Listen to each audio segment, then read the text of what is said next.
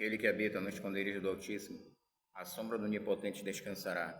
Direi do Senhor, Ele é meu Deus, o meu refúgio, a minha fortaleza, e nele confiarei. Porque Ele te livrará do laço do passarinheiro e da peste perniciosa.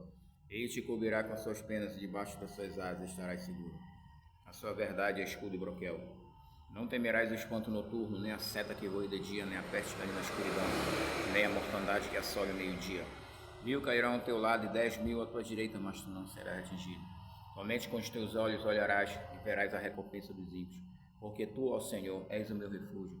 O Altíssimo é a tua habitação. Nem o mal te sucederá, nem praga alguma chegará à tua tenda, porque os seus anjos darão ordem a teu respeito para te guardar em todos os teus caminhos. Eles te sustentarão nas suas mãos para que não tropeces com teu pé em pedra. Pisarás o leão e a áspide, calcarás os pés o filho do leão e a serpente, pois que tão encarecidamente me amou. Também eu livrarei, poloei num alto retiro, porque conheceu o meu nome. Ele me invocará e eu lhe responderei. Estarei com ele na angústia, livrá-lo-ei e o glorificarei. Dar-lhe abundância de dias e lhe mostrarei a minha salvação. Se nós observarmos bem, isso não são apenas palavras. Salmo 91, ele mostra claramente que foram experiências que rei Davi teve, e até mesmo coisas que no passado muitos profetas também tiveram. Se nós observarmos bem, quando ele relata, aquele que habita no esconderijo do Altíssimo, a sombra do Onipotente descansará. O povo de Israel, quando eles estavam no deserto, havia um esconderijo de Deus. Eles estavam andando no deserto, pela manhã vinha uma sombra, e essa sombra, caso a nuvem, essa nuvem protegia eles da violência do sol, e à noite tinha uma coluna de fogo, que protegia eles do frio, também de animais peçonhentos. Então isso daí era como se fosse o esconderijo do Altíssimo. Então Davi, ele relata isso, e se a gente for observar bem, na história do rei Davi, a maioria dos salmos foi ele que escreveu, a questão é o seguinte: o Salmo 91 não tem um relato provando quem escreveu o Salmo 91, você sabia disso? É isso mesmo, então o Salmo 91 ele não tem o autor do Salmo, mas muitos dizem que foi Davi. Mas se a gente relatar bem, por exemplo, o Salmo 51 ele relata uma experiência que Davi teve. Davi teve experiência com relação àquela história de Batseba e tal, do adultério, em relação àquela história que a maioria dos cristãos reconhece. Então, ele relata o que ocorreu ali, o arrependimento dele, o peso na consciência, o pecado que ele cometeu. Inclusive, ele até fala para Deus: Senhor, não retira de mim o teu Espírito Santo. Porque Davi sabia a importância de ter o Espírito Santo na vida dele. Tanto é porque depois que Davi foi ungido rei, na casa de seu pai, na casa de Jessé, ele tinha por volta aí de 17, ele tinha menos de 20 anos, ele ainda era adolescente, ainda chegando na maioridade. Só que aí Davi, mais adiante, aparece o desafio dele de enfrentar o Golias, coisa que ninguém queria fazer. Saul estava com medo, os irmãos de Davi estavam com medo, Jonatas estava com medo, quer dizer, era um grande guerreiro, mas todos estavam com medo daquele homem de 3 metros de altura.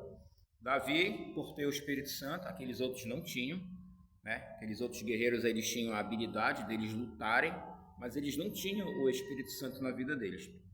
Então o que é que acontecia? Davi, por ter o Espírito Santo, ele venceu aquele gigante.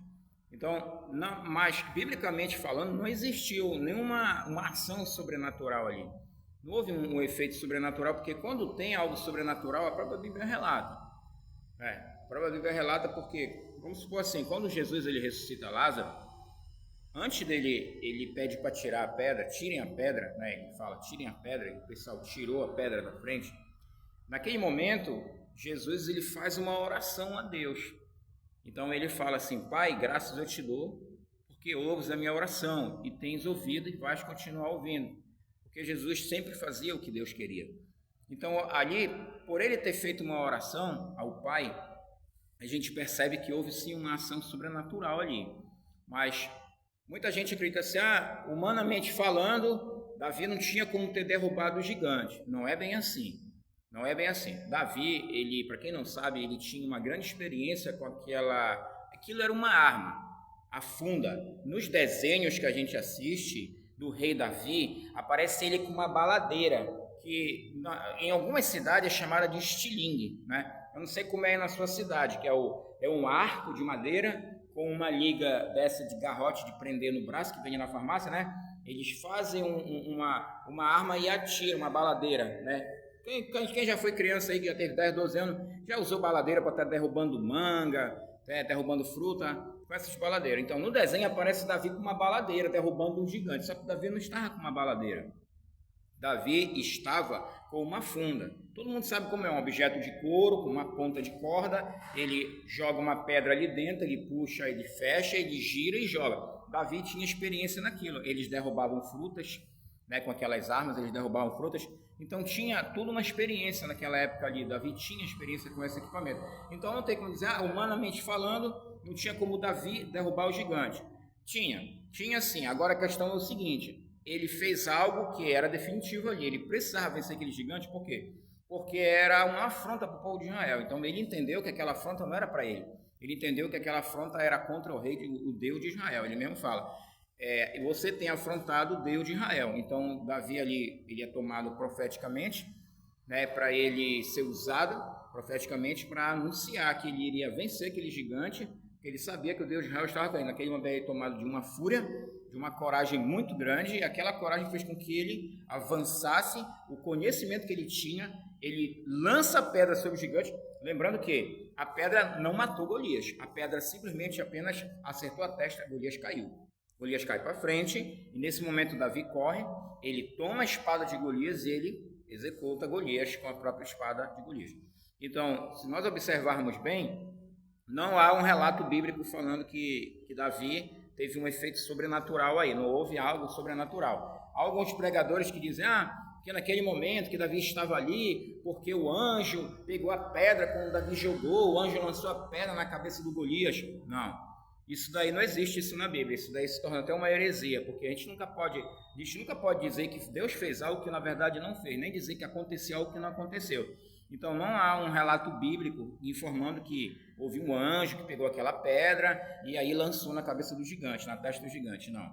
Sendo que diz que quando Davi joga a pedra, com uma única pedra ele acerta a testa do gigante, ele cai, Davi corre em cima, puxa a espada do gigante e aí ele executa ali, finalizando aquela luta entre eles ali.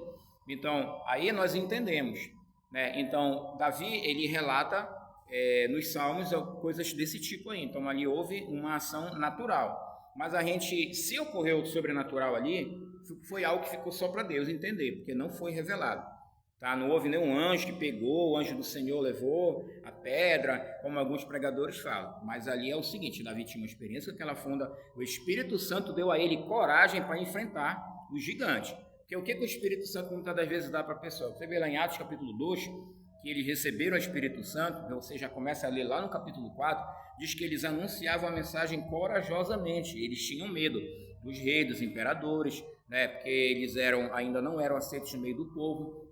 Jesus era tido como seita dos nazarenos, então eles tinham que ter coragem para anunciar o evangelho. Quando o Espírito Santo vem sobre eles tiveram essa coragem para anunciar o evangelho destemidamente. Eles ganharam coragem para anunciar Jesus. Foi a mesma coisa que Davi recebeu.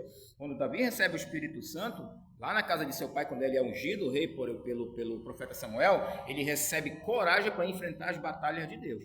A mesma coisa comigo e com você. Se nós tivermos o Espírito Santo, nós vamos ter coragem para enfrentar as lutas que está ligado à nossa vida e às coisas relacionadas ao reino de Deus. Que Deus te abençoe. O Espírito Santo venha sobre você, que você se fortaleça na presença de Deus. Seja como Davi, um grande guerreiro. Use suas habilidades, use seu conhecimento, para que você possa receber bênçãos e Deus usar todos os talentos e dons que você tem. Permaneça nesse canal, dê seu like, compartilhe este vídeo e entregue a tua vida ao Senhor, porque Ele tem muito para te fazer. Em nome de Jesus Cristo, eu te peço e te agradeço. Permaneça nesse canal, que Deus ainda tem muito a te abençoar. Amém.